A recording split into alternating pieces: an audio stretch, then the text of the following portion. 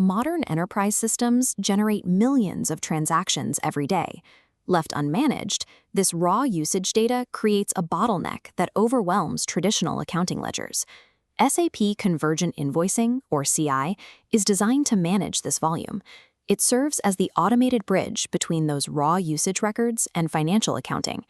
Achieving this automation requires configuring a continuous, interdependent financial pipeline across 4 interlocking pillars within the SAP architecture.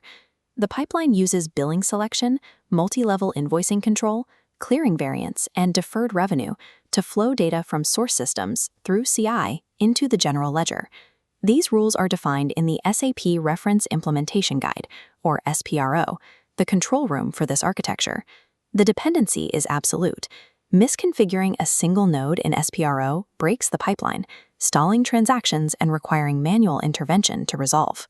In high-volume environments, configuring CI establishes a framework that processes millions of transactions without manual intervention. The process begins at the intake gate. Before any billing can occur, the incoming data must be organized and filtered. The system ingests raw transactional records as billable items, or bits. These are the foundational objects of the entire pipeline. To control how these are selected, architects navigate a path in SPRO down to Define Selection Variants. Here, you configure selection variants. Think of a variant like SV01 as a specific filter that decides exactly which data is pulled into a given billing run. This interface shows how a selection variant groups billable item classes to control intake. Up top, variant SV01 is mapped to class ZAD1. Below, it lists authorized service types for this run, like cloud service, license, and maintenance. By assigning selection variants at the sub-process level, architects isolate different billing streams from one another. This converts raw usage data into discrete financial objects required for the next stage of the billing run. Once the billable items are selected and grouped, the system transitions from billing to the generation of the invoice document. The configuration path for this engine is in SPRO under Convergent Invoicing and Define Invoicing Processes. SAP manages this through multi-level control. It relies on 3 distinct layers: the invoicing process, the invoicing type, and the invoicing category. The invoicing process is the master task. It dictates which categories of source documents, like INVBI for convergent invoicing or VBRK for external sales and distribution, are permitted to enter the workflow. Within that process, architects assign invoicing functions. These functions contain the processing logic, divided into mandatory tasks the system must perform and optional tasks triggered by specific conditions. For example, an invoicing function is required to define the rules for a reversal. This configuration matrix maps these rules to determine exact system behaviors, like triggering automatic clearing resets. Notice the reversal and simulation columns. Assigning document types here tells the system how to handle alternative scenarios without manual input. Invoicing functions dictate the legal and financial reality of the transaction. They define how the system reacts when specific conditions, like a reversal, occur. Not all invoiced revenue is earned immediately. Services billed upfront often require revenue to be recognized gradually over time. To manage this, the deferred revenue interface is activated in the billable item configuration, and the def revenues function is assigned to the invoicing process. Architects must then define precise account determinations to map this deferred revenue to specific general ledger holding accounts. This schematic shows the process in action.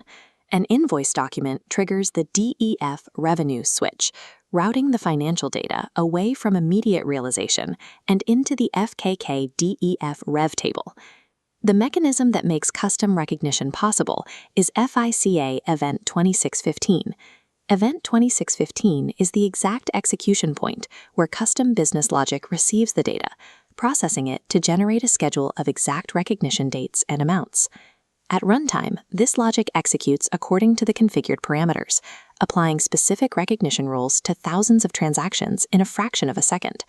The final generated schedule is stored in table FKK-DEF-Rev and is later processed into the general ledger using the mass activity T-code FPDR. Event 2615 bridges standardized SAP architecture with the specific revenue recognition requirements of modern business models. The final stage of the financial pipeline occurs when the customer submits a payment, and the system must resolve the outstanding open items.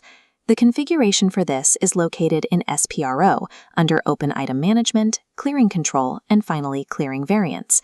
Here, architects define a clearing variant, for example, variant GHH. This acts as a strategic blueprint for how incoming money is applied. Inside the variant, you configure exact clearing steps. You can instruct the system to sort by due date, clearing oldest stats first. This variant is then assigned to a specific clearing type for a manual payment and linked directly to the contract account master data. Without precise clearing variants, incoming payments cannot be matched automatically. They become stranded in clarification accounts, requiring manual effort to resolve. Stepping back from the individual SPRO configuration screens, we can evaluate the entire two-structured ecosystem.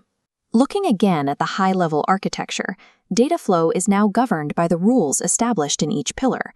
We trace a single record's lifecycle, selected by the variant, processed by multi-level logic, deferred by event 2615, and cleared by the custom variant.